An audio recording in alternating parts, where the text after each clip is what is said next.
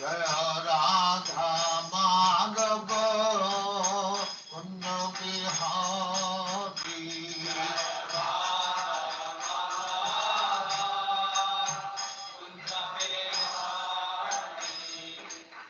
Yashodanandana Brajajana Ranjana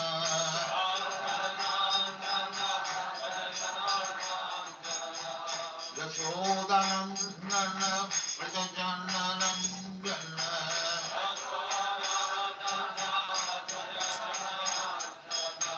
Yamuna Tira Vanachari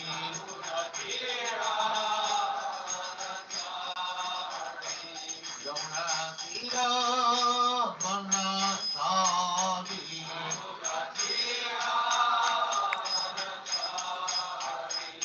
Jaya Radha Madhava Kunja Bihari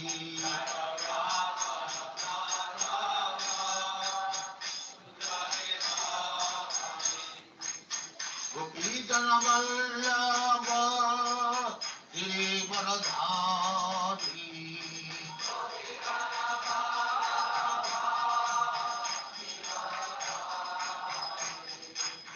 Gopijana Vallabha Giridharadhari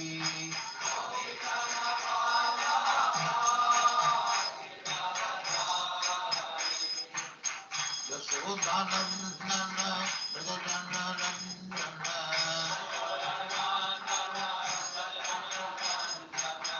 Yashodanandana Brajajana Ranjana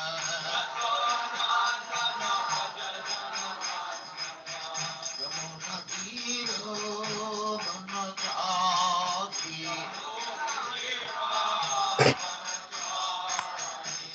Yamuna Tiro Vanachari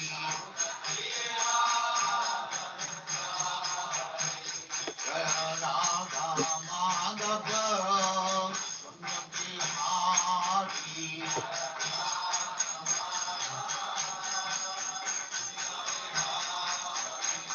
Jaya Radha Madhava Kunja Bihari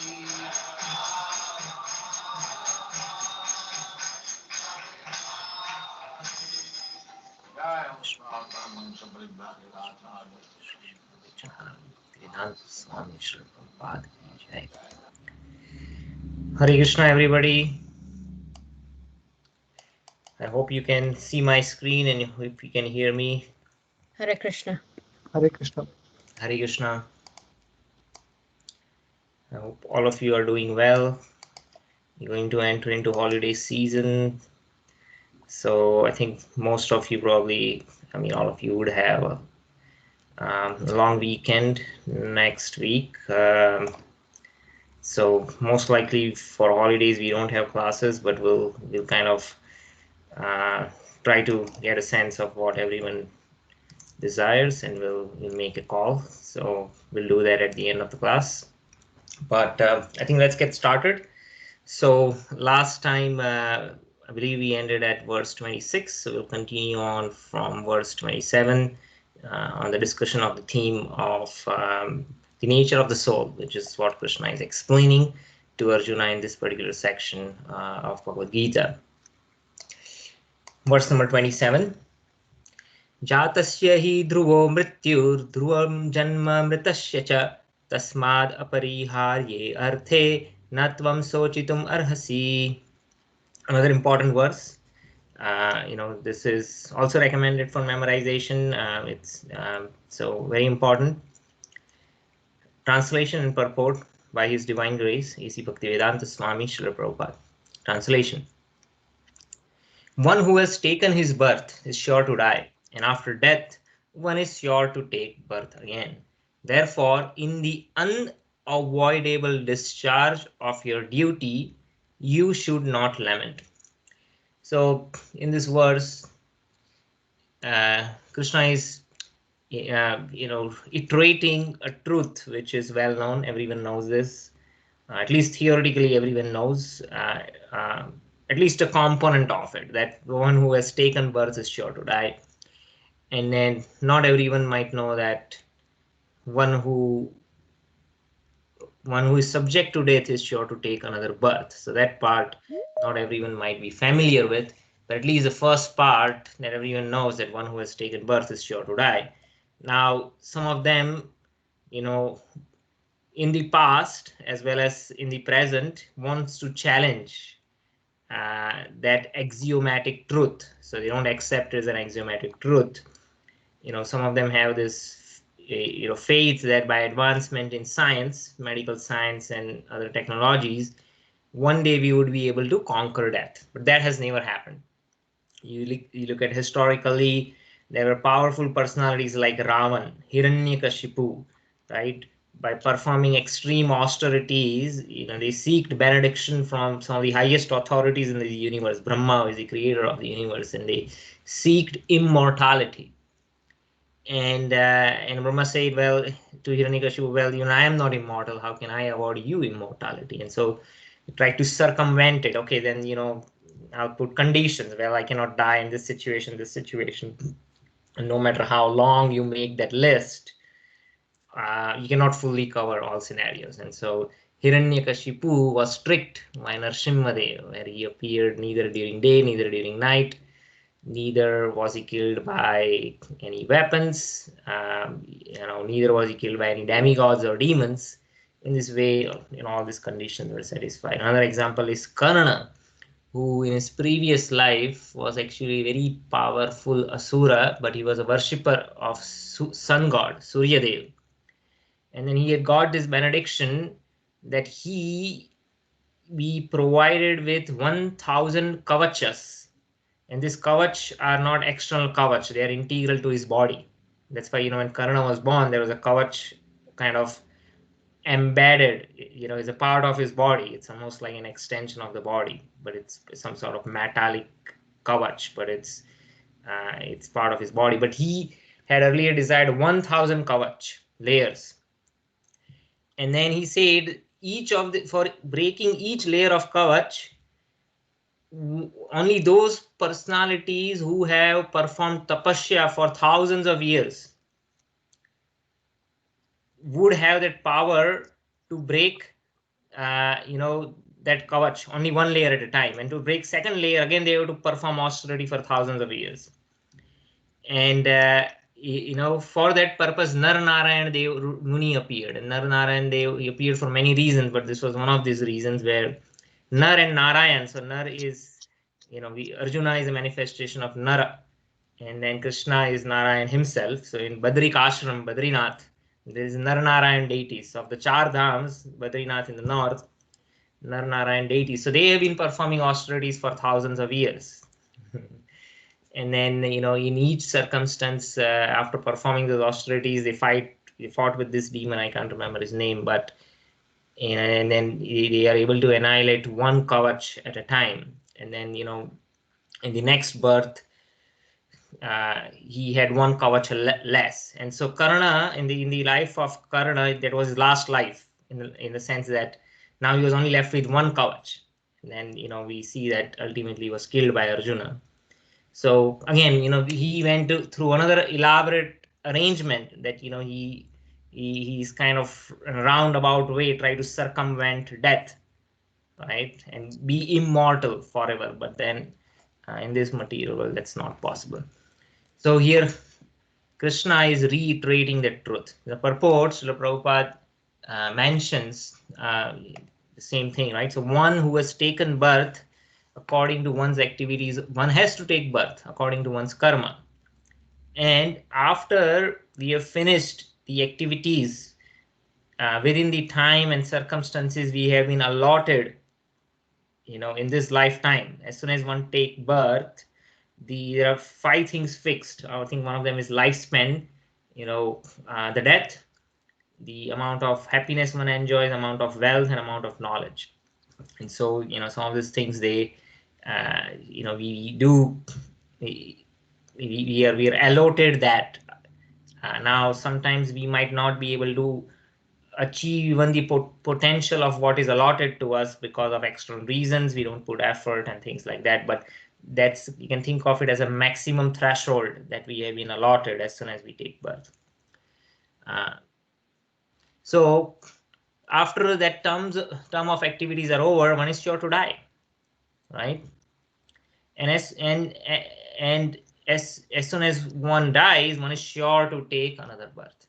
In this way, one is going through this cycle of repeated birth and death without achieving any liberation, unless one makes serious attempt to get out of this cycle.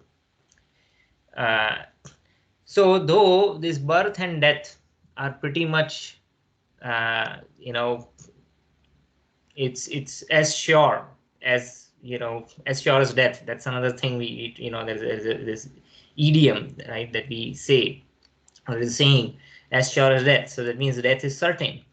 So this cycle is continued to go on, but that does not again justify unnecessary murder, slaughter, and war. So it should not be misinterpreted.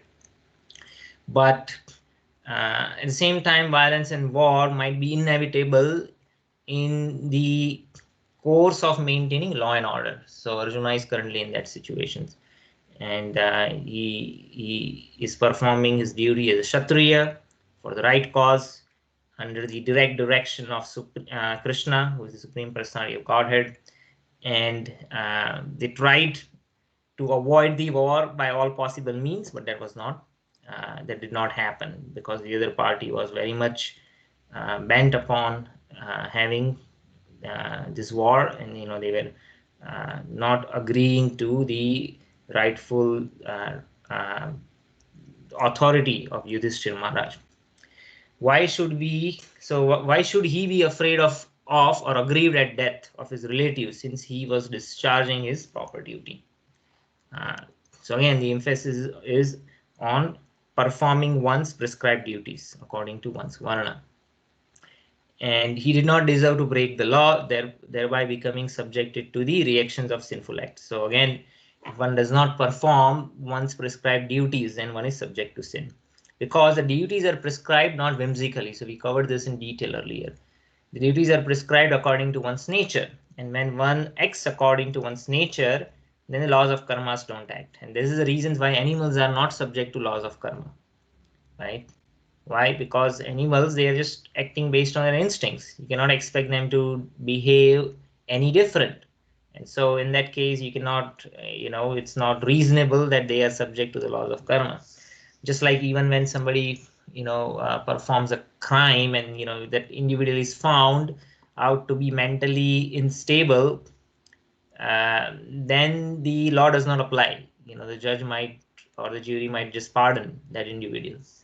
That, hey, he does not even know what is right, what is wrong, right? He's not within the control of his actions. So, even the mortal laws in this world, we see, they don't apply to people who don't have volition. They are insane.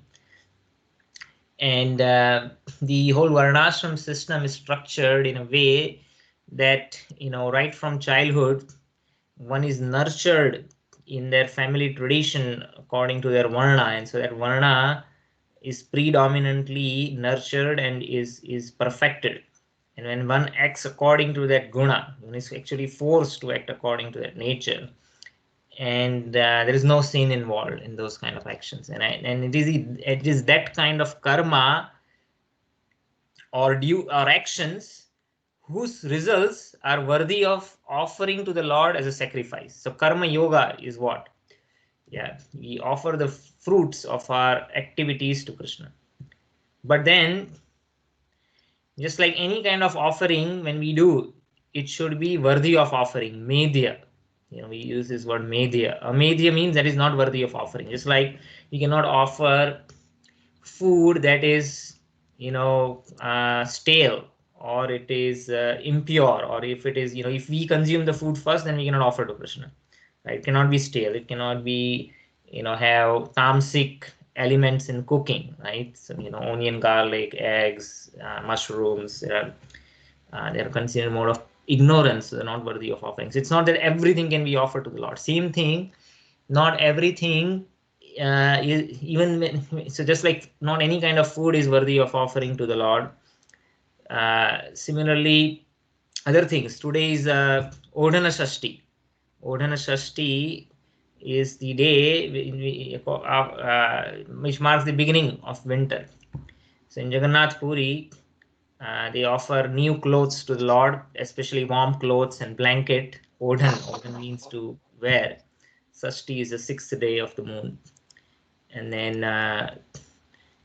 so there is this pastime during the time of Chaitanya Mahaprabhu where Pundarik Vidyanidhi, he, along with the assistant of Sri Chaitanya Mahaprabhu, Swarup Damodar, they went to see the deities on Odhan Shashti, and all the pandas, who are intimate pujaris of the deities, they were offering new cloth to the Lord, right?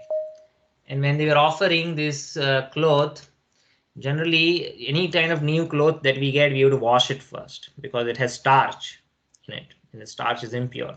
But then, this pujaris did not wash it. They offered to the Lord without cleaning, no, without washing. And so Pundrik Vidyanidhi was angry. He says, this is not proper.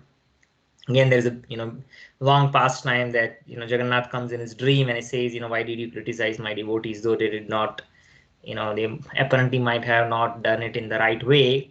They are still my devotees. So anyway, but the point again is that there are standards that needs to be followed. Same thing when it comes to our actions. It's not that any kind of action we do and the results we offer to the Lord, that is not appropriate. So standard is when, just like anything pure should be offered to the Lord. When it comes to actions, when the actions are performed according to our nature, so that means prescribed duties of the Vananas, which are according to our nature, their results, they are worthy of offering to the Lord because they are medhya. They are not affected. See, they are not subject to sinful reactions. Like, even forget about spiritual offering, even in material conditioning, there is this conscience that people have, their moral ethics. And people, they don't want to earn money which is tainted by blood or crime or by exploitation of others. And so that sense is there even in a secular society. So what to speak about offering to the Lord, right? So that's the reason Varnashram society traditionally was structured, where if one is engaging according to one's nature, then that activity again is not subjected to sin, and it is worthy of offering to the Lord. Like, sometime I believe it was Kashyap who was asking the question, right? That our lives are such that, hey, we are busy working, and at the time we cannot meditate on Krishna. So how do we think about Krishna all the time? And that becomes a problem again, especially when we are not acting according to our nature. But otherwise, in the Varnashram society, I mean, when you work, we focus on the work, right? That is important. But because that work is according to our nature, in a Varnashram society, it's not subject to sin.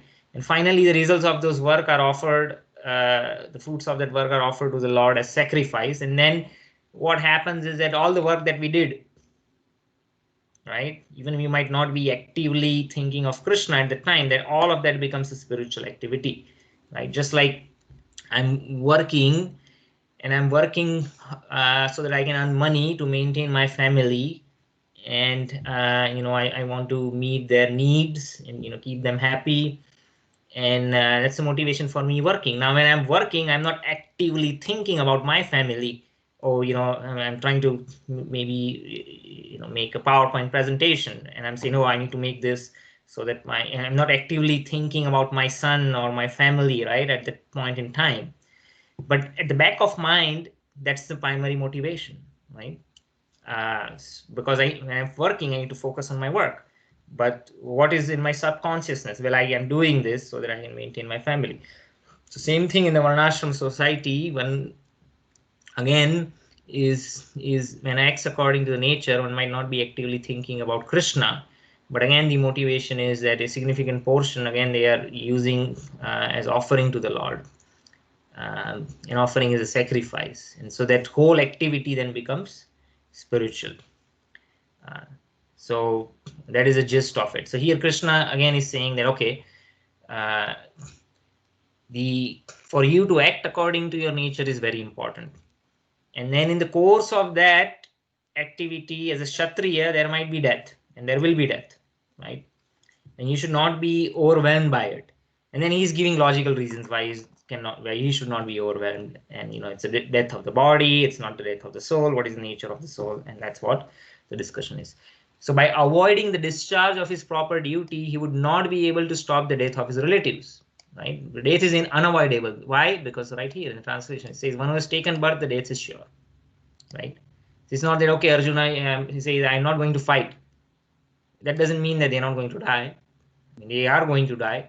But if he, sooner or later, the death is certain. But because of that, if he is not discharging his duty, then he's subject to sinful reactions.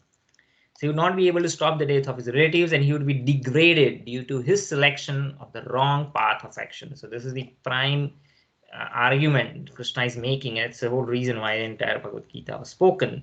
Because people in general are confused about what is right, what is wrong, what is the purpose of life, what we should do, what we should not do.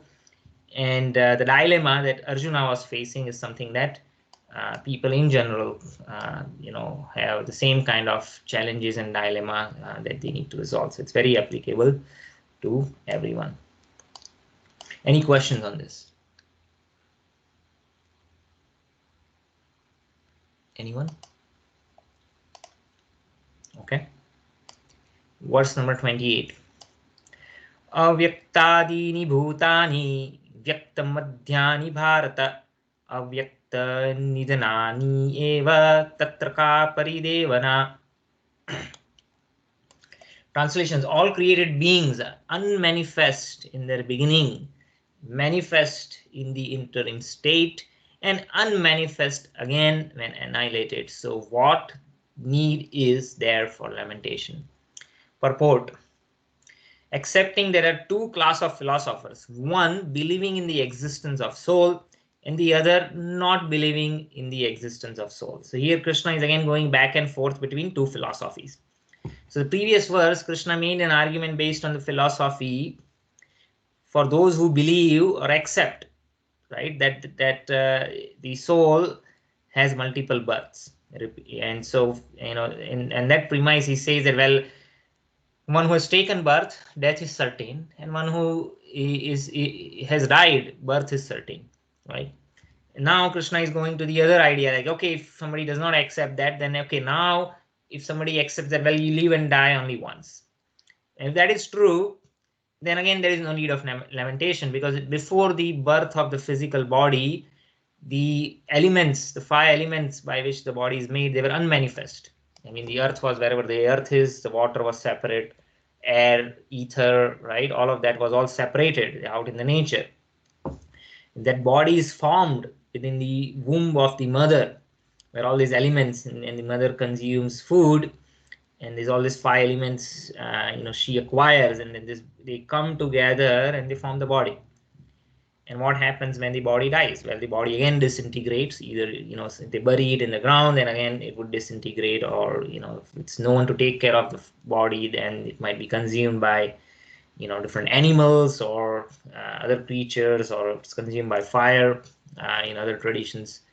But in either case, again, the elements mix and they become unmanifest. So what is the need for lamentation, even if sun accepts that theory? So that is the premise or the context based on which Srila Prabhupada is further expanding that explanation.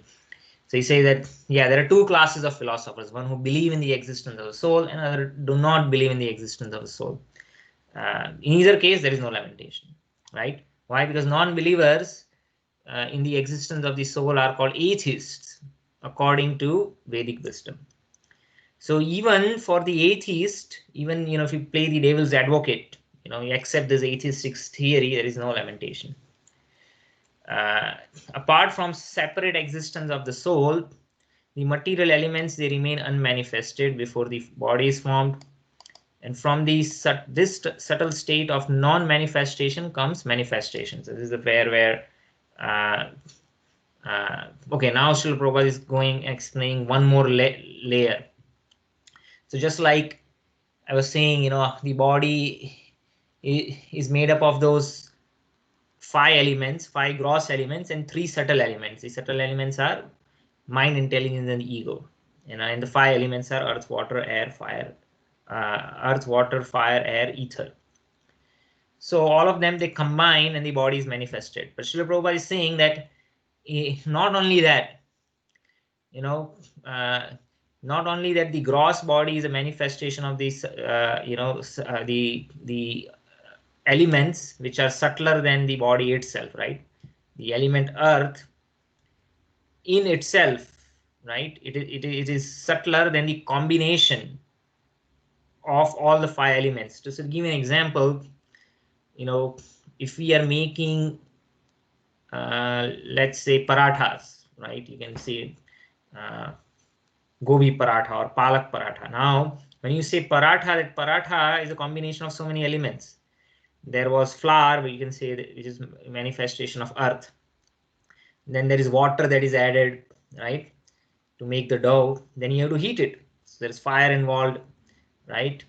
And then before that, you lay the flour, let the flour a little bit, sit for some time after it is kneaded, so that it gets a little spongy. So the air is, involved. And then even when you are rolling and stuffing it with aloo or gobi or whatever, there is still open pockets. So there is air in it. And so you see all of that comes together to form the parathas, right? Those are made. But so it's much more complex, you see. So anything complex, you can see, is it's formed from something that is more fundamental. So what is fundamental? The fundamental was flour as a separate entity, water as a separate entity, the spices as a separate entity, right? Fire as a separate entity. So those separate individual entities, you can think, is because they exist independently and logically they come before the final product, in this case parathas, is formed. You can consider them as subtle. So similarly, these 8 elements are subtler than the gross body which is formed from these 8 elements. I hope that makes sense. I hope you're following. If not, interrupt me. But these 8 elements in itself, they have a logical sequence how they are formed, right? So I think in the previous class I had discussed that from ether the air is generated. When the ether acquires the quality of touch, air is formed. When air acquires the quality of form, fire is generated. When fire acquires the quality of taste, water is generated. And water, when it acquires the quality of smell, earth is formed. And so earth is the grossest of all the 8 elements, or the 5 gross elements. Earth is the grossest of all, in the sense that, I mean, gross has double meaning. I mean, gross in the, sometimes you use it something that is not pleasant, not in that sense, but gross in the sense that something that is easily perceived. And earth is easily perceived because earth can be perceived by 5 senses. You can smell earth, you can, taste it, you can see it. Of course, it might not taste so good, but it does have, some taste. And then you can see it, you can feel it, you can talk about it. But then water, you cannot smell it. Sometimes water smells foul because there are earth elements mixed in. So water is perceived by 4 senses. Fire is perceived only by 3 senses. So it's more subtle, right? Because fire, you cannot smell it or you cannot taste it. So it's only perceived by 3 senses. 2 senses are missing. So in this way, each of these successive elements gets subtler. So it's subtle is always the cause of the gross. And similarly, the 5 elements, or 8 elements rather, they combine to form something even more grosser. And so this body is manifestation of something more subtle or fundamental. So from Srila Prabhupada gives similar other examples. Just like from earth, many varieties of manifestations take place. A big skyscraper building is manifested from earth, and finally it is dismantled. And what happens when it is dismantled? Again, it mixes back to the elements. Just like, all these skyscraper buildings, they do controlled demolition. It's, too much to break it down one part at a time. And so this entire science, they put, this dynamite sticks, and they put it on each pillar, and then, they do all the calculation where, if there is a logical sequence where they time it, which dynamites are triggered first. And, and sequentially when they break it, the whole thing just collapses straight down, where, it does not damage the buildings next to it. But what happens? Finally, it falls down. It all becomes rubble and mixes with the elements. So when it is dismantled, the manifestation becomes again unmanifested and remains as atoms in the ultimate state. So here, ultimate means the primary state, right? Elemental state. So this is the law of conservation of energy or matter, whatever you call it. In course of time, things are manifested and unmanifested. So this applies not only to physical objects, the bodies, or even things like buildings or skyscrapers, but applies to societies, applies to civilizations, applies to systems. Earlier there was monarchy, then came democracies, and in future there might be another form of governance, and so all this, as time changes, all these different kind of ideas, and at each point of time they think, well, this is the best way to do things, but in course of time, again, that is proven to be wrong, and the people find another way of doing things. And so this law applies not only to things which are physical and can be directly perceived, but even different kind of concepts or ideas or processes, they come into being, and again they become unmanifested. So what is the cause of lamentation, either in the stage of manifestation or in unmanifestation? Somehow or other, even in unmanifested stage, things are not lost, right? So if one thing is even consciousness is a product of elements, then the elements will still persist, even if they are disintegrated. So if the fundamental truth is elemental or is elements, then the elements is something that is eternal in at one sense, right? So you should not lament for that, because the elements will always persist. Something that did not, as far as if you think consciousness is a product of elements, then why lament? Because this consciousness for which you're lamenting, or life, in other words, came into being at a certain point in time. But what was it before time? Okay, you're lamenting for Bhishma Pitama, let's say he's 100 years old right now, but where was he 100 years before, right? He did not exist. So when you compare with the elemental truth 100 years ago, the same state is going to be achieved in due course of times. So why lament? And so the other argument is, the second class of philosophers is those who accept the conclusion of Bhagavad Gita, that material bodies are perishable in due course of time, but the soul is eternal. So here we are in the other class of philosophers is the believers of Bhagavad Gita, who accept that the soul is eternal. Then in that case, then we must remember that the body is like a dress, and when the dress gets old, we change it, right? And when we change it, we don't lament, right? We don't lament that, hey, this, unless we are very attached. In some cases, people are, right? And say, this is a very special dress for me, and I had so many good memories associated with this dress, and some might have some affection for that. And same thing, when similar kind of affection or attachment is extended to the biological body that we have, then that also again becomes a cause of distress. Just like the worn out dress could also become a cause of distress if one is very attached to it. So you can think of this as a kind of a dream, right? In dreams, sometimes we have different kind of experiences. Some of them are pleasant, some of them are unpleasant. But when we wake up, right, if we had a really pleasant dream, then we don't think, oh yeah, you don't get super related. Why? Because when you come to reality, well, it was after all a dream. But similarly, if somebody has a nightmare, again, while one is sleeping, it might be a really painful experience, but when wakes up, then realize, oh well, that's not real. So the kind of experiences that we are going through in this body is also like a dream. And because we are in the dream right now, we cannot maybe appreciate the truth fully. And so we might be having a pleasant or an unpleasant experience, and we accept that as a reality. but when the body ends, you can compare that as an end of the dream.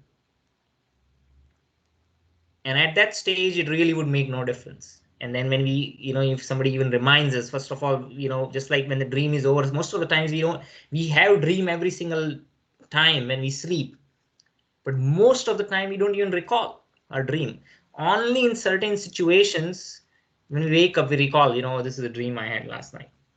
But most of the time, we are just, as soon as we come to consciousness, we just move on. I don't recall what I dreamt last night, but the dream is a factual reality. It happens every time we sleep.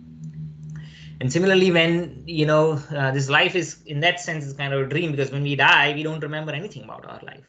Then we are into a new reality, or what we call reality. Is another kind level of dream.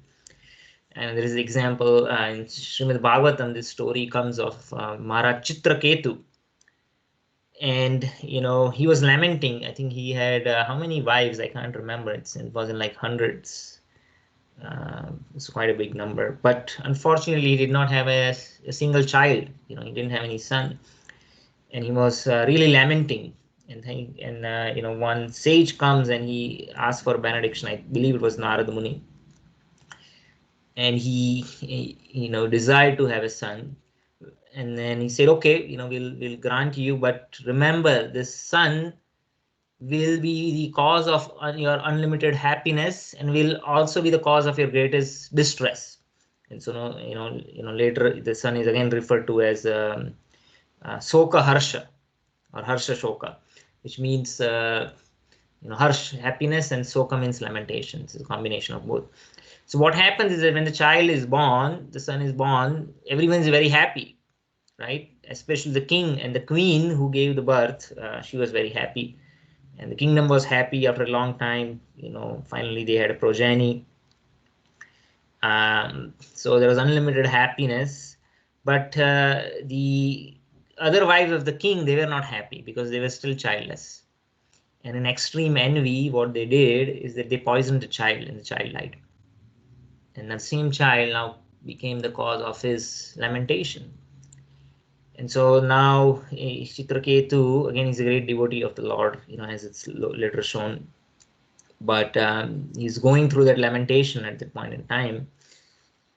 And he calls Narada Muni and he says, I know you told me it would be the cause of lamentation, but I did not realize the stark reality of what actually the implications were, or what it really meant. I really plead you bring my son back to life. This is the only happiness that I had. And he says, you sure you want to do that? So he says, yeah, okay. So then he brings the child back to life. And the child, he in the same body, he awakes and he looks around and he confused. And his father is again very happy to see him, and he says, I'm so glad you're back alive. And he's hugging him and expressing love. But he soon realizes the child is not responding, in the sense that he's not reacting to the same kind of emotions. And he questions him, what happened? Why are you looking to us like that? Don't you recognize us? I'm your father. Here are your mothers. And the child, he says something very philosophically profound. He says, Kimani janmani iva maiva, Kimani janmani maiva pitra matra brahman, karma bhir brahmanya deva tivra nri yonishu. He says, from which life are you my parents? I actually had many lives, and I had many parents in different species of life, like birds, animals, insects. I cannot recall them. And if you're saying you're my parents, help me remind, because I don't recall any of my previous births. And I had many births. And when the king hears that, he's struck by the reality of what just happened. And so this was Narada Muni teaching him that in the due course of time, according to one's karma, we are brought into association of different living entities that we might relate to our friends, family members. But our journey is like that of a traveler. Just like in India, when we go in train, I don't know if it's true still today, but back in the time, people are very social. They start this interaction is someone's complete stranger you're meeting for the first time, and you'll talk all kind of things, right? By the time you get to your destination, the other person has know everything about who you are, where you're from, who your family is, where your family members are, or your family history. People are very open and they ask questions and share, and you might even develop a social bond. Sometimes these journeys are very long, 8 hours, 12 hours, overnight, if you're especially going cross country. And then you might share your lunch and dinner, and you might even sort of really bonded with that person. But all of us know that, hey, this journey is going to end, and when my destination comes, I have to move on, catch another train, or move on to wherever I'm going, and the same thing the other person will have to do it. So but while we are together, we still bond, and we do care. And so it's not that we are uh, unsocial or unempathetic. That's not what it means. But at the back of the mind, we know the reality. And so when we are acting on that understanding of reality, we are not overwhelmed. Like, that if the destination of the other person with which you are bonded has come, he's gonna say goodbye, and he's gonna get off the train and move on. And you don't sit and cry that, hey, this person's now gone, right? You don't do that. It's all known. So similarly, instead of 12 hours, this might be 100 years or 80 years, but which is in the core, in comparison to the eternity, that 100 years is nothing. It's just a blip of time. And so we cross paths with different living entities in due course of time, but our journey is that like that of travelers. So that realization Maharaj Chitraketu has, because of the mercy of Narada Muni, who brings the child back to life. But when the child speaks, and then the king realizes, well, the time has gone, and I cannot, even if the child is brought back to life, he's not the same person. And sometimes we lament about a lot of different things. For instance, especially people who have immigrated to other countries, and sometimes we lament, we miss our home country, and we often think, maybe did I make the right call that I immigrated? Would I have been happy if I would have stayed in my hometown? And then so many different thoughts might come, and we might even desire to go and relive those experiences and move back. And sometimes still might make sense to move back, so I'm not making a judgment over here. But thing is, we might have have this realization, or eventually would have this realization, that even when you go back, that place has changed, and your hometown is not the same hometown that you grew up in. It's completely transformed. It looks completely different, and in many ways even alien. The people that you knew, which actually made that hometown very special, have moved on, or they are not anymore. They have passed away. And so time changes everything. And so we might have those recollections, and we might feel nostalgic, but once things are gone, they are gone. And no kind of effort or no kind of power can bring that back again. And so there are different levels of having that realization. So again, Krishna is making, and the argument over here is playing the devil's advocate, and saying, if you don't believe in the existence of soul, still there is no need for lament, because the elements which were unmanifest would again become unmanifest after the life of the manifested form is over. So that's the sum and substance of this verse. Anyone has any questions? Verse number 28, or comments? Okay. Verse number 29. Ascharyavat pashyati kaschid enam, ascharyavat vadati tatheva chanya, ascharyavat chainam anya shrinoti, srutvapi edam vedana cheva kaschit. Translation: some look on the soul as amazing, some describe him as amazing, some hear of him as amazing, while others, even after hearing about him, cannot understand him at all. Purport: Since Gita Upanishad is largely based on the principle of the Upanishads, it is not surprising to find this passage in Katha Upanishad. So here Krishna actually is quoting the verse verbatim um, from Katha Upanishad, or at least the same essence. Yeah, it's the same essence. It's not verbatim actually. I'm trying to compare the two verses, but in essence, it's saying the same thing. So this is from Katha Upanishad 1-7, which also communicates the same idea. So yes, the soul again, because we try to we have five knowledge acquiring senses, right? So we have the eyes, the nose, the ears, the tongue, the skin, and this is how we perceive things, and then that's how we know what we consider as realities through our perceptions. And by definition, these five elements which relate to the five senses is the limit to which we can directly experience the truth, because the subtlest of the five elements is ether.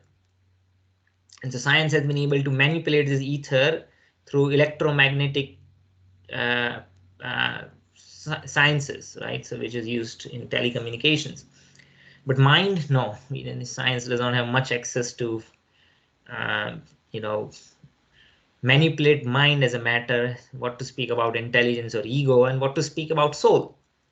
So considering that soul is separated even by three intermediate levels, which is ego, mind, and intelligence, before the subtlest matter, or subtlest gross form of matter, which is ether, that science is aware of. uh, no one has direct experience of the soul, but as I said, you can conclude the existence of soul through the distortions it creates in the matter field, just like you can conclude the existence of an electron when it creates a distortion in the electric field within an electron microscope. And so, because there is no direct perception, people have different kind of reactions when they come across the concept of soul. Well, some of them are simply amazed, right? uh, and they look amazed, or they, even when they describe on what they've heard, they describe it in very amazing look or perspective. And so that often happens, right? If something that is beyond our experience, direct experience, then it could be very intriguing and amazing in the sense. And some of them simply accept, well, it's just beyond my comprehension, right? So that is what is described over here.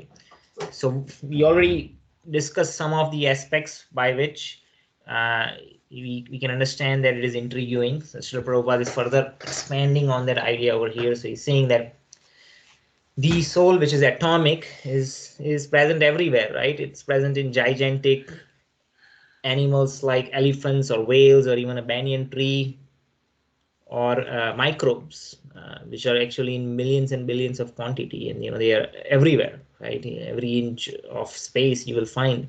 And so in that sense, the life is everywhere. So men with a poor fund of knowledge, and men who are not austere, cannot understand the wonders of the individual atomic spark of spirit, even though it is explained by the greatest authority of knowledge, who imparted lessons even to Brahma, the first living being in the universe.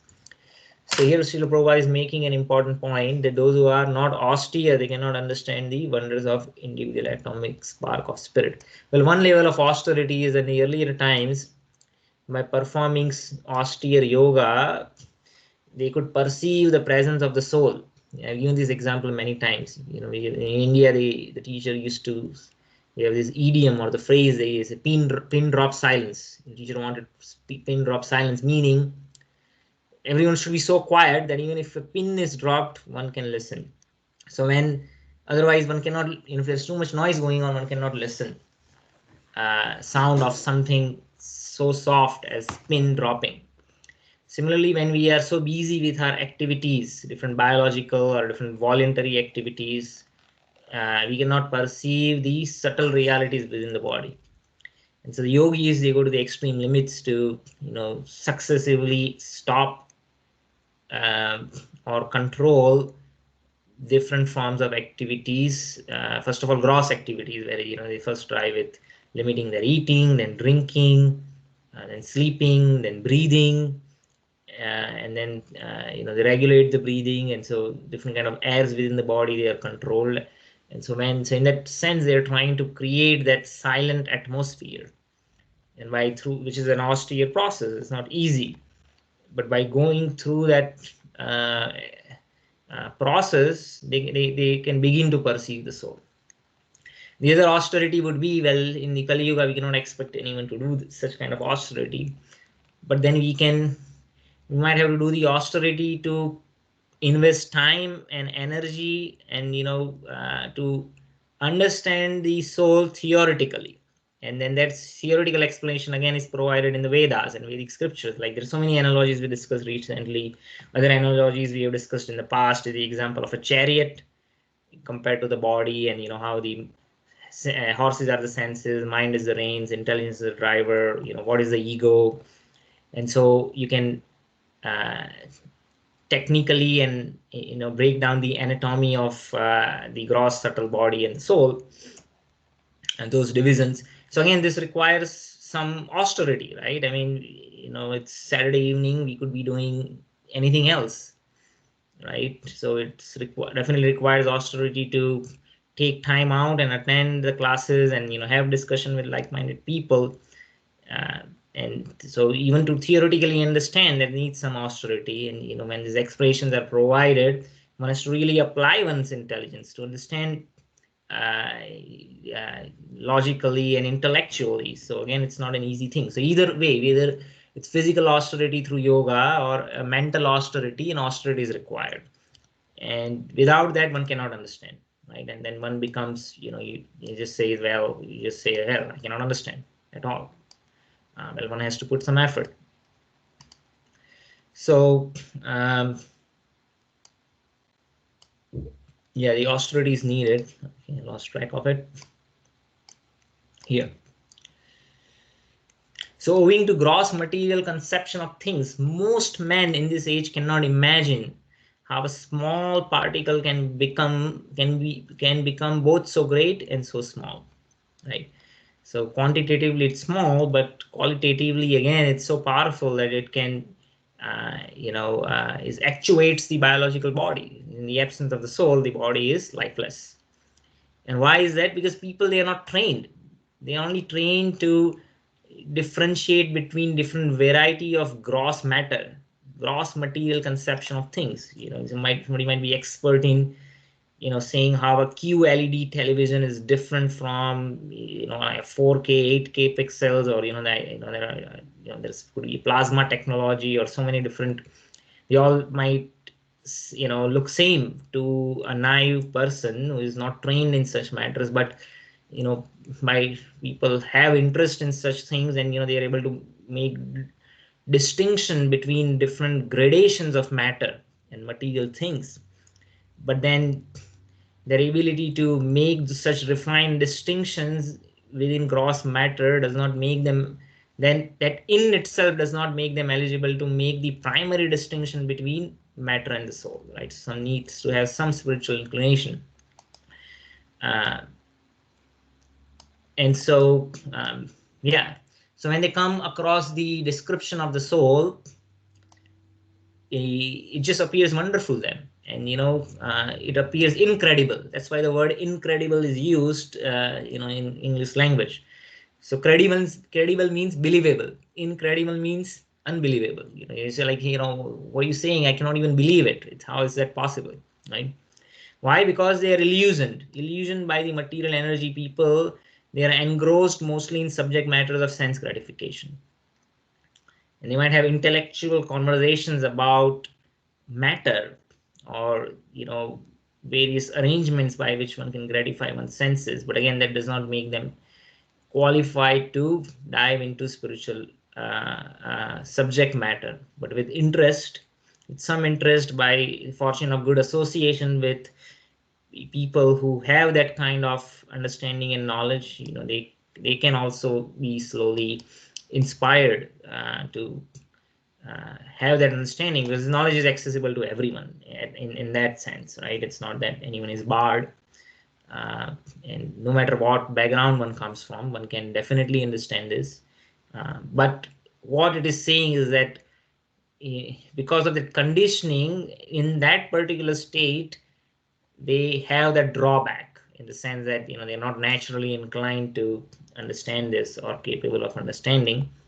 But again, that's not a permanent truth that can be changed. Yeah, and they have very little time. First of all, they are so much overwhelmed in just maintaining the body or earning or acquiring more than what is needed, and to enjoy those arrangements, that one really does not have enough time left to pursue any spiritual endeavors. Even though it is a fact that without this self-understanding, all activities will ultimately result in defeat in the struggle of existence, right? So, in one sense, everyone knows. So everyone is trying to. Let's give an example of Jeff Bezos, right? So he's the richest person in the world, um, and again, he's trying to expand, his, business, and but again, he's not free from anxiety. Not only that, he is a realist, and he knows that he made the statement that one day Amazon will be bankrupt. So ultimately, he knows that, well, ultimately everything is subject to defeat, right? So ultimate defeat in the struggle of existence is guaranteed, no matter how successful one is, right? It's not going to be everlasting. Just like I talked earlier, all civilizations, they come about, they grow, they become mature, they achieve the highest prosperity, and then they decline and they are diminished. And one time, Mesopotamia, which is the kingdom of Mesopotamia, which is modern day Iraq, right? It was very powerful. Iran was once very powerful, right? But now you see, it's not one of the most powerful countries that even talks about. Like, I mean, the recent wars of last decade, it was like completely bombed. And so nothing is permanent. So what is permanent? The soul is permanent, right? And unless one takes the time and energy to pursue spiritual realization, the all the effort of the life would be waste, because the effort of the life would then be simply be concentrated in acquiring material comforts, and those are definitely subject to defeat, and that everyone knows, right? Jeff Bezos is the most successful person in the world, but he also knows, he's a realist, that Amazon won't be there forever. And so those who are really intelligent, they just don't acknowledge that reality, but they want to do something about it. And what is that something about it? Is the same, is the spirit or the perspective or the outlook of atatho brahma jigyasa. Now the inquiry in the absolute truth. Like Siddharth, who later became Buddha, when he first saw an old person, he said, why is this person old? Because it was foretold that he's gonna give up his princely comforts and take to an austere spiritual life. And so the king, his father, he went to the extreme arrangements, so he never be exposed to anything that is uh, any kind of discomfort or any kind of unpleasant realities of the life should never be exposed to him. So if he's always busy, engaged in sense enjoyment, then he would never be interested in spiritual reality. So his father understood the essence of what triggers the interest in spirit, which is when one really sees that the efforts of the life are frustrated. That is when one really wants to find a permanent solution. So he went to that extreme level. But actually, what happened? What he did actually backfired on him. Why?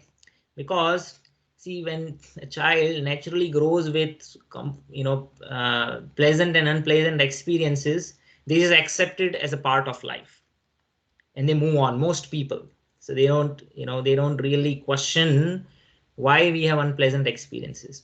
In case of Siddharth, what happened is, because up until his teens, he had never experienced or seen anyone else experiencing unpleasant situations. He had this very romantic concept of life. And when now he is suddenly exposed to unpleasant trees, then he's going to question, and it's going to strike him even more compared to the child who naturally grew up in a circumstances where there were pleasant and unpleasant experiences, and the child just accepts that as a reality of life, and just wants to and just tries to get and achieve those things which are pleasant. So in that sense, it's kind of backfired. And when Siddhartha actually saw first a diseased man, it's like, what is this? It's a disease? What? Everyone experiences this? So he was alarmed. Then he sees an old man. What is this old age? What? Everyone becomes old? Will I also become old? What is this? Is a dead person? What do you mean a dead person? What, the body dies? So in this way, when he had not seen any of these for 14, 15 years of his life, until much later point in time, and then he's suddenly exposed to it, it's going to, strike him even more. And that's what happened.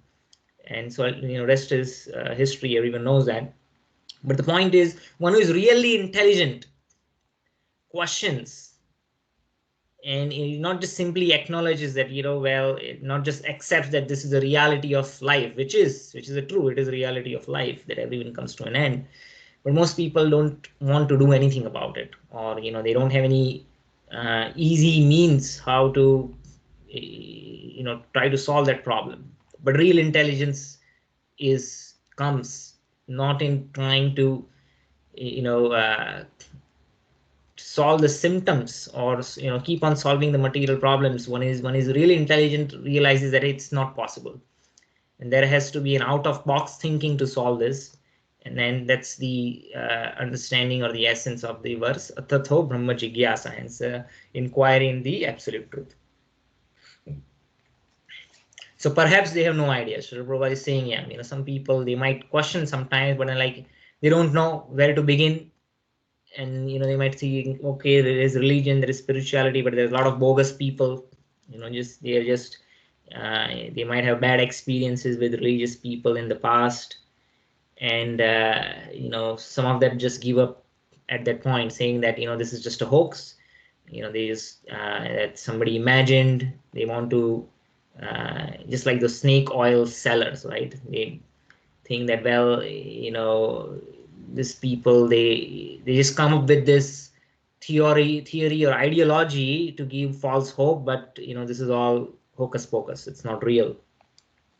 And they might have good reasons to come to that conclusion, because they might have bad experiences in the past. But one who is really intelligent, they might even go beyond, and not everyone has that drive to do that, but they might think that, well, some people might be bad, or maybe many people might be bad, but there might still be an underlying truth that this people might be misusing that for their own gains, but still there might be underlying truth. Just like there is a value, everyone accepts that the principles of democracy, right? Now, if you see all the career politicians, in the name of the principles of democracy, they exploit it for their own interest, and the state of the politics is horrible, right? So we all know that.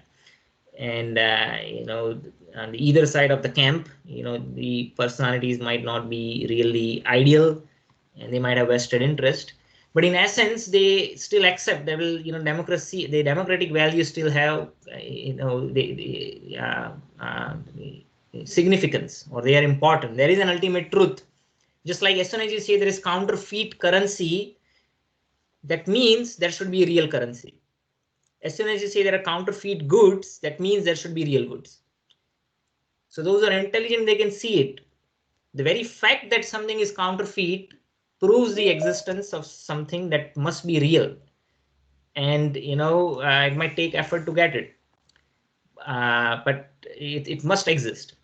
So those who are actually able to go through that level of commitment are not many. And it's not just simply a case of spirituality. Even if you want to try sell something material, just like if those who are in this e-commerce business, everything is online now, where you try and sell things on the website, And what they have this called funnel analysis. You might have a million visits on the homepage.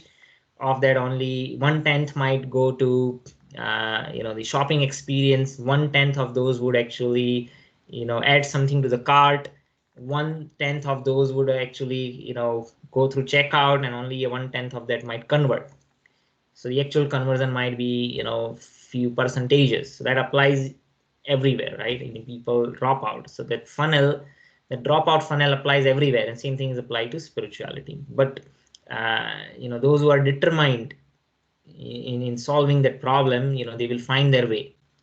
But most people, Srila Prabhupada is saying, perhaps they have no idea, or where to begin, or if they want to begin, they because of their past bad experiences, they don't know how to navigate, they cannot trust anyone, and so they just give up.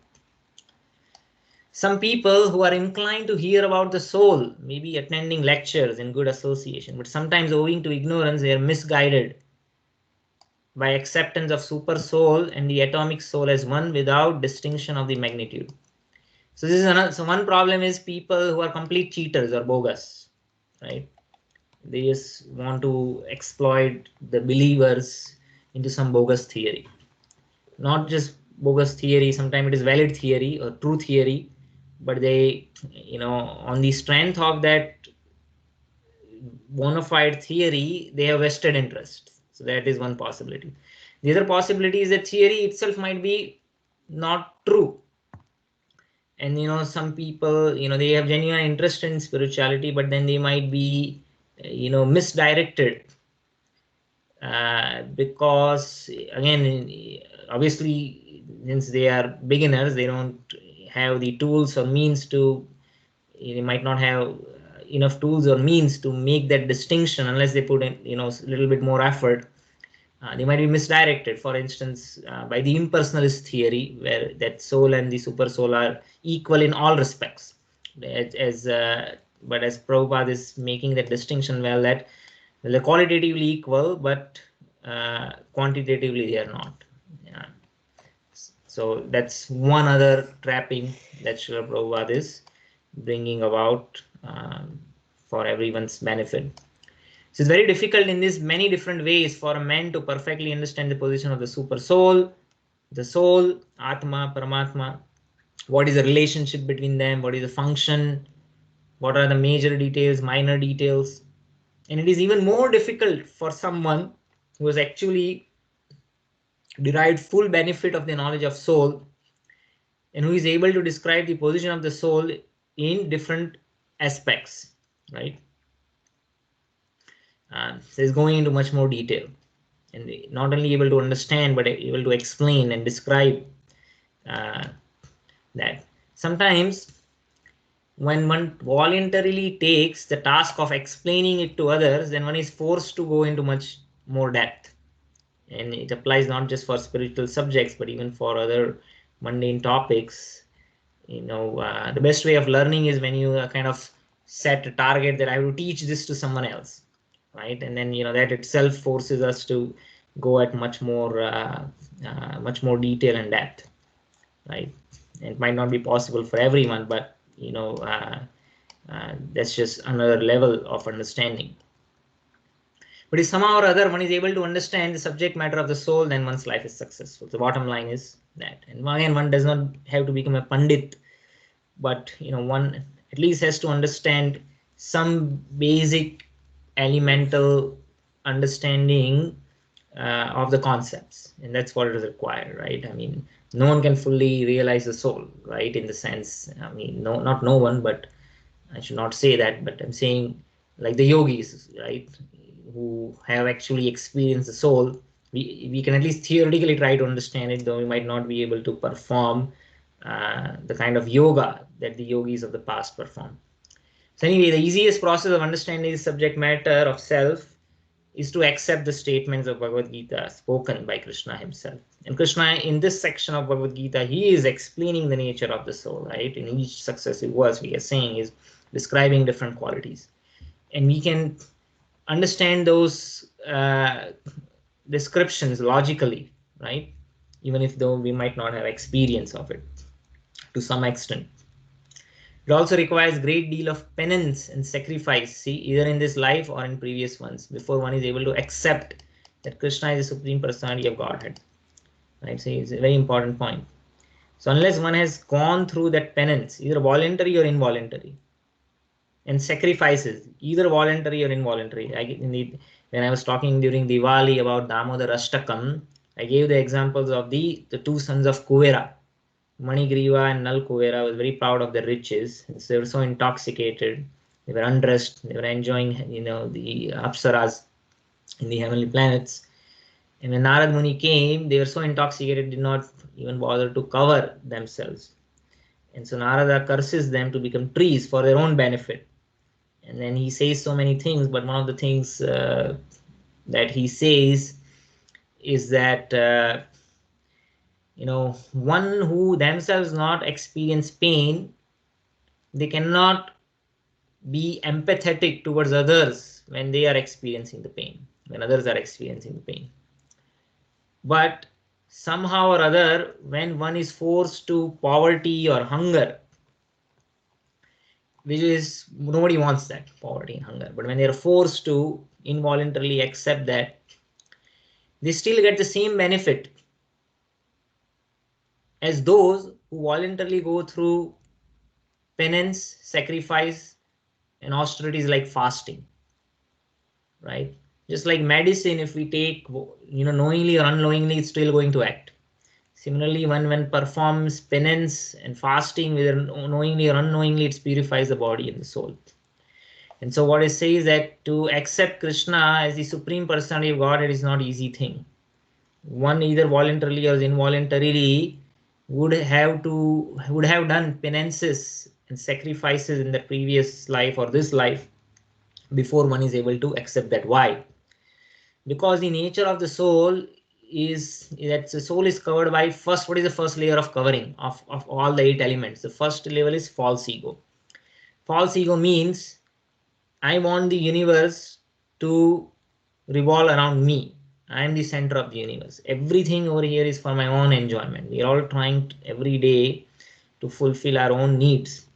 And we don't want to accept anyone's authority. Like at work, we might accept somebody's authority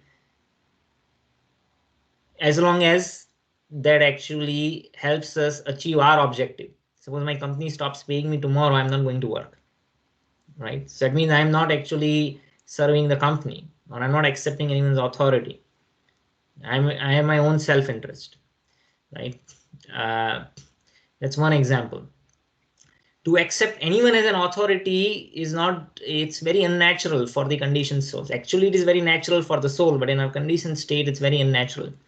So it's impossible for someone to accept the authority of anyone. Especially people become envious if somebody has a better car, or better income, or better social prestige, or wealth, or beauty, or knowledge. Some people are envious, some people are not necessarily envious, but they might say, oh, good that he has, but I wish I also had, right? And there is this subtle bias, or the subtle consciousness that these are the things that I want to achieve. And in Krishna, all this opulence is supremely present. Now the 6 opulences, right? Krishna has beauty, wealth, knowledge, strength, right? Renunciation. Everything is supremely present in Krishna to the most superlative extent. Now, when we go to the spiritual world, Krishna again, there is one of the forms of liberation is Sarupya, same form as the Lord, especially in the Narayan form of the Lord, not the form as Krishna in the Vaikuntha planets, or Sarupya, Srishti, Salokya, Samipya. That means you're close to the Lord, and same opulence as the Lord. So the Krishna Lord is very merciful; He would give you the same opulence. But here in this world, we want to enjoy independently of the Supreme Lord, and we want the same opulences. So it's very difficult in general for people to accept any authority. What to speak about accepting Krishna as the supreme authority? That's why it's very difficult. Again, why do people accept demigods? In Hinduism, people are more inclined to worship the devas. Like if you worship Amba or Durga, especially in Kali Yuga, Shiva is very kind, Ganpati, Vignahartha. So people, they are motivated by material desires. So it's not that they are unalloyed devotees of the demigods, right? Why are they accepting their authority? Because they have their own interest.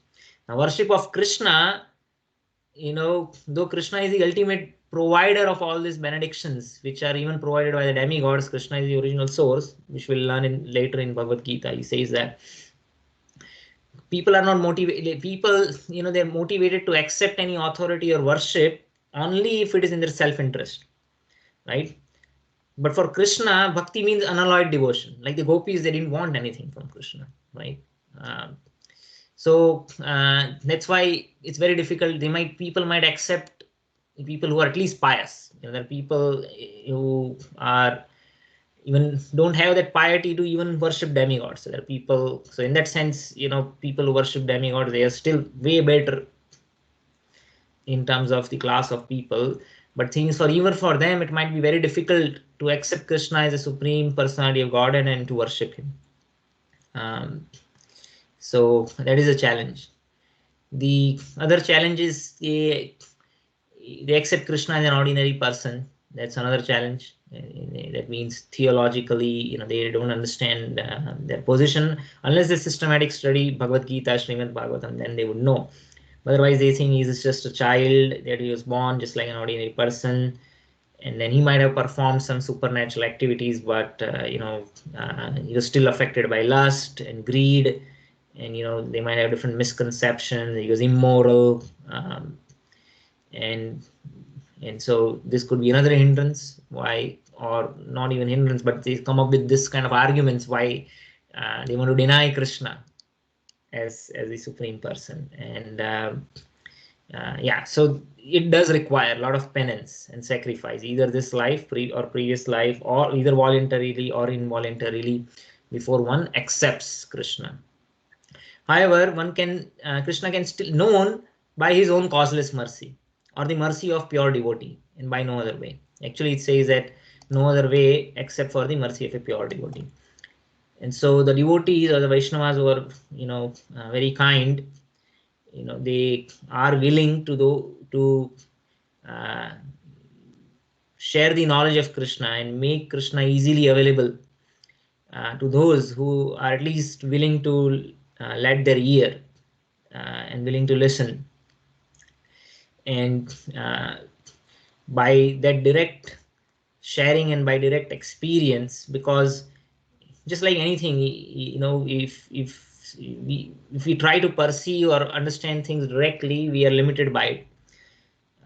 One can still do it, it's not impossible, but when one is assisted by someone who has already experienced, who already has some level of realization, then there is more live interaction, right? One can ask questions and one can get responses, one can remove one's doubt. And there is a difference between learning from a book and learning from a teacher. I'm not saying it's impossible to learn from a book, but many people, when they have doubts or they have counter questions, or they might think I understood it well, but they might actually have a misconception. And but when there is someone who is teaching live, then those kind of obstacles can be removed. So that is just theoretical understanding, but beyond theory, the worship and the Vaishnava tradition is very rich, and there is association, there is festivals. 6 ways devotees associate with each other. You invite devotees for meals, and then you go to the devotees' homes for meals. So the exchange of meals, then exchange of gifts. You give gifts and you receive gifts, and then there is inquiry and response on confidential topics, where somebody is going through challenge and they seek guidance. And when I am going through challenge, and I might seek guidance. So in this way, there is adan pradan, exchange. And so it's not just a theoretical understanding of these topics. Again, because of the pandemic, we are limited, we are not able to have personal association. But otherwise, there are festivals, and there's more opportunities for the devotees to come together. And through those exchanges, one has direct experience of spirituality, right? So there is music, there is devotional music again for the pleasure of the Lord. But when the Lord is pleased, the devotees are also pleased. There is delicious prasadam which is first offered to Krishna for his enjoyment, and then it is honored by the devotees, the remnants, as prasads. So in this way, by association of devotees, especially those who are completely pure, one can make very tremendous progress in a very short amount of time. So that is the sum and substance of this verse. Anyone has any questions on this, you can ask. 10 more minutes, I think we can do this verse number 30. Let me see, somebody had message. Somebody had to drop out. Okay. देहि नित्यम अवध्योऽयं देहे सर्वस्य भारत तस्मात् सर्वाणि भूतानि न त्वं शोचितुम् अर्हसि. Translation: O descendant of Bharat, he who dwells in the body can never be slain. Therefore, you need not grieve for any living being. In the purport, Srila Prabhupada explains, now the Lord is concluding the chapter of instruction on the immutable spirit of the soul. So I think we are approaching the end of the series of verses where Krishna is explaining what is the nature of the soul. Since he has described the immortal soul in various ways in the previous verses that we have discussed.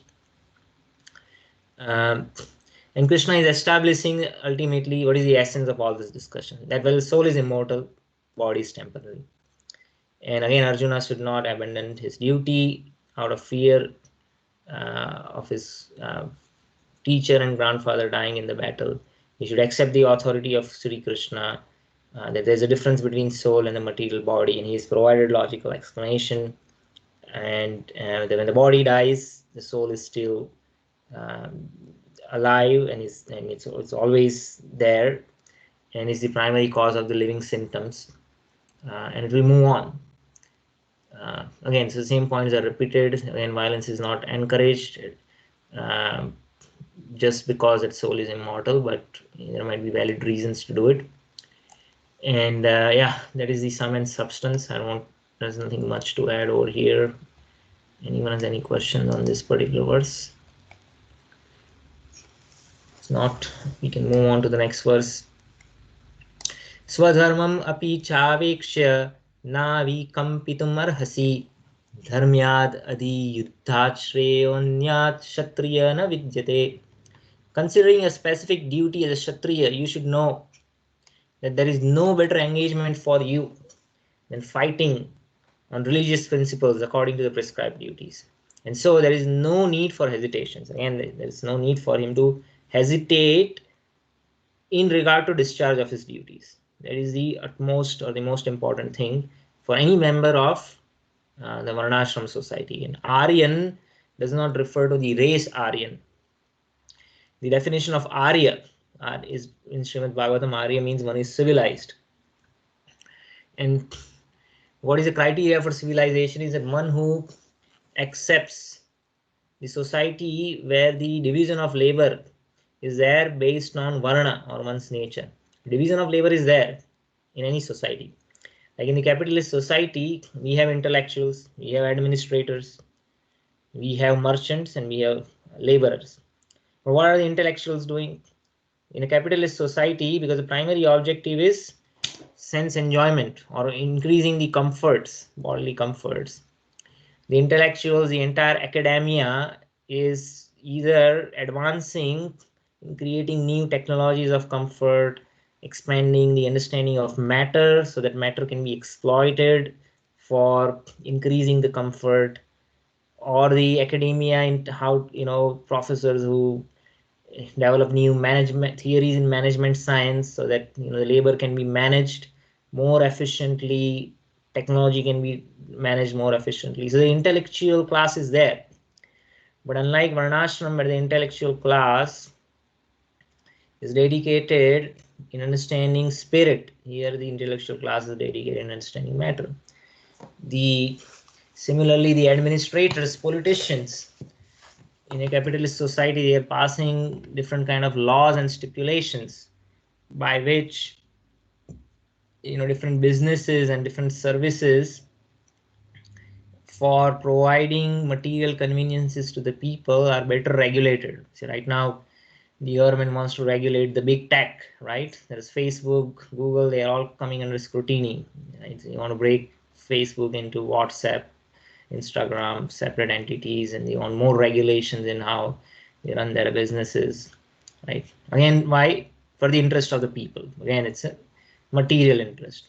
And again, businesses are very powerful now, right? I mean, they pretty much dominate the landscape, and those businesses are trying to solve what they call customer problems.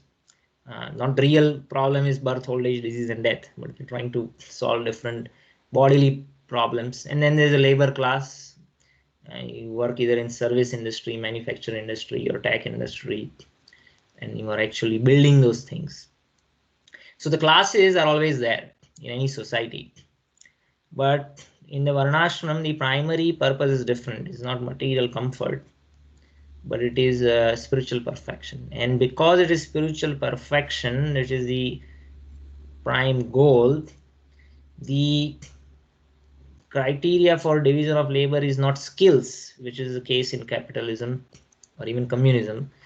The primary criteria is nature, because when one is engaged according to the nature, one is not affected by sinful reaction, and that work is worthy of offering as a sacrifice.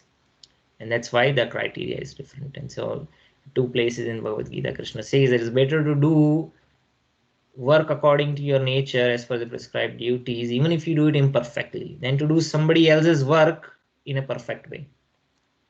Because even that work is executed perfectly, one accrues sin in the process, right? So here Srila Prabhupada gives a nice example.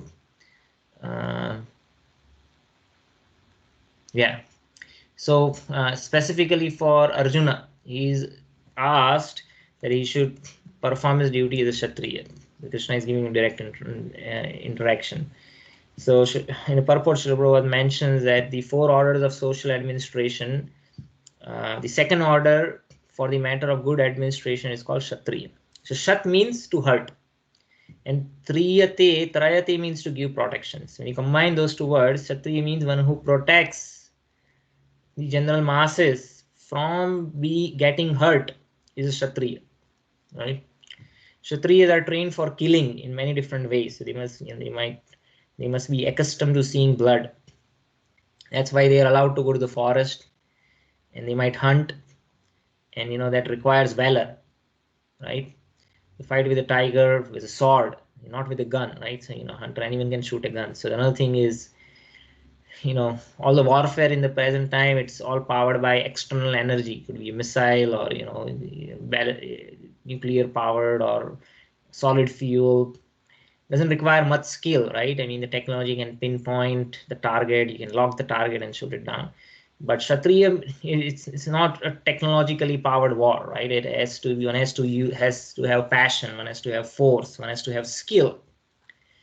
And then one should be accustomed to seeing violence. And a lot of soldiers, they are enrolled in the army in the present setup all around the world, not just US, by different motivation. Well, some of them are really patriots, some of them have family history where everyone in their family would join the army, but others, they are motivated by, hey, I don't have any job, right? I'm better go to the army.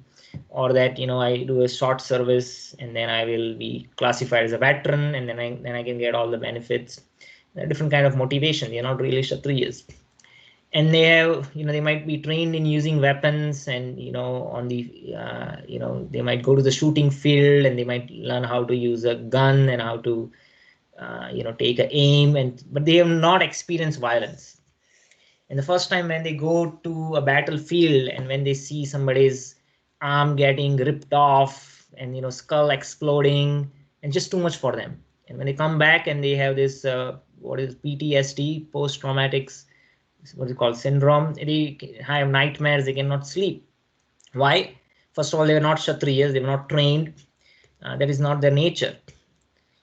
And but the Kshatriya traditionally, if you shoot at dummies, you cannot. That's not, one is not accustomed to seeing violence. So that's why they said, okay, go to the forest, fight with a tiger. You hunt not with a gun, but it's a real fighting. And so they are accustomed to, even before they go to a real battle, they have real experience. And what happens to the killed tiger? It is offered. It would be offered the royal order of cremation. So again, that is respected. It's not that you just disrespect the creature after it's dead. So Prabhupada is mentioning the system is still followed present day by the Kshatriya kings of Jaipur state. Kshatriyas are especially trained for challenging and killing because religious violence is sometimes necessary. Therefore, Kshatriyas are never meant for accepting directly the order of sannyas or renunciation. So Arjuna wanted to give up everything. He said, I'm just going to go to the forest. Well, that's not natural for a Kshatriya. He says, non-violence in politics may be diplomacy, but is never a factor or principle. So one might be, the first preference is non-violence as a diplomacy, but that is not the ultimate principle. You say, there is a saying in Buddhism, ahimsa paramo dharma. It's not the ultimate principle. We don't accept that. Right? Of course, you want to avoid violence by all means, but it's not that should not be taken to the extremity where that somebody would come and exploit us and mistreat us and plunder us, and we will just stick to non-violence. So that is not accepted. So in the scriptures, it is said, I think we should be able to finish this, and we are over time. Maybe just give 2 more minutes. In the battlefield, a king or a Kshatriya, while fighting another king envious of him, is eligible for achieving heavenly planets. Whether one is, it doesn't matter what side one is fighting, because one is giving up life while executing one's dharma, one is immediately elevated to the heavenly planets. So the Kauravas, Pandavas, on both sides, the warriors, they achieved a higher destination. Whoever was killed on the battlefield, which was pretty much everyone, except the 5 Pandavas. Similarly, Brahmanas also attain heavenly planets by sacrificing animals in the sacrificial fire. Of course, this is not recommended in Kali Yuga because they don't have the ability to bring the dead animal back to life, and then people are inclined by ulterior motives where they're probably interested in consuming flesh. But the injunction again for the previous ages was fire sacrifice actually elevated the performer of the ceremony, as well as those animals who were offered as a sacrifice. So killing on the battlefield on religious principles and killing animals in sacrificial fire are not at all considered to be acts of violence, because everyone is benefited when religious principles are involved. Animal sacrifice gets a human life immediately without undergoing the gradual evolutionary process. Generally, 8.4 million species of life, they have to go from one form of life to another form of life in a sequential manner. And the final form of life that they achieve is the human form of life.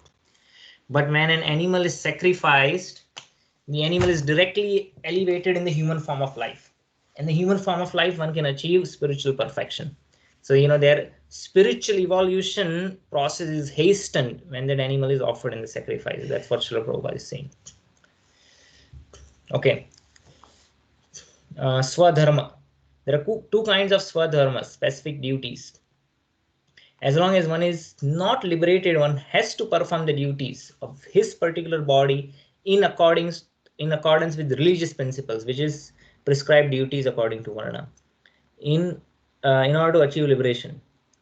And when one achieves that spiritual identity, when one is liberated, then everything becomes spiritual. One is not on a bodily conception of life. In that spiritual state, there is no distinction between Brahmana and Kshatriya. One is not limited that you have to only perform duty as a Brahmana or a Kshatriya. That condition does not exist. In bodily conception of life, there are this distinction. There is Brahmana, there is Kshatriya. Such duties are unavoidable. So Swadharma is ordained by the Lord. This will be clarified in the 4th chapter. That is in the spiritual world. We have a spiritual identity. For the pleasure of the Lord, we might do anything. We are not limited by, one has to do only Brahmana, only Kshatriya, Vaishya. or a Sudra activity. Whatever is pleasing to the Lord, we do it. But when we are still conditioned on this material platform, the Varnashram system is recommended for gradual elevation, right? As I discussed, and it's not subject to sin, and that offering is worthy of being offered to Krishna. That action is worthy of being offered to Krishna because it does not have any taint of sin. So discharging one specific duty in any field of action in accordance with the higher authorities serves one to elevate to the higher status of life. So what we are trying to do, what the current society is trying to do, we are trying to artificially create a liberated state, though we are not liberated. The whole liberal idea is the ultimate, the liberal idea is not wrong. That is the ultimate objective. But everything has a time and a place. So the ultimate reality is that there is no distinction of, varnas or any kind of other distinction, which is what the liberal agenda is, right?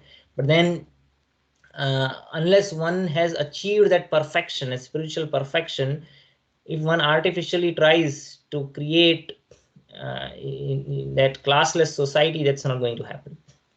And all those attempts will also be failed, and one will not be able to achieve the highest spiritual perfection.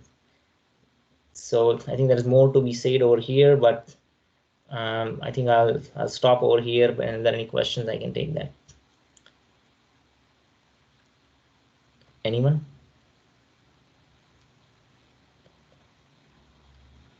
Okay. If not, we can conclude the class. So next week, how many of you would like to have a class? If you would like to have a class, can you raise your hand? We'll decide accordingly what you want to do for the long weekend. Those who would like to continue with the class, raise your hand. 1, 2, 3. Okay, the majority of you want. 2 of you don't. Okay. If everyone wants, well, most likely we'll continue. I'll let you know. Yeah, I'll let you know by midweek, but most likely we'll have it. Thank you, everybody. Hare Krishna. Hare Krishna. Thank you very much. Thank you. Hare Krishna. Hare Krishna. Thank you so much.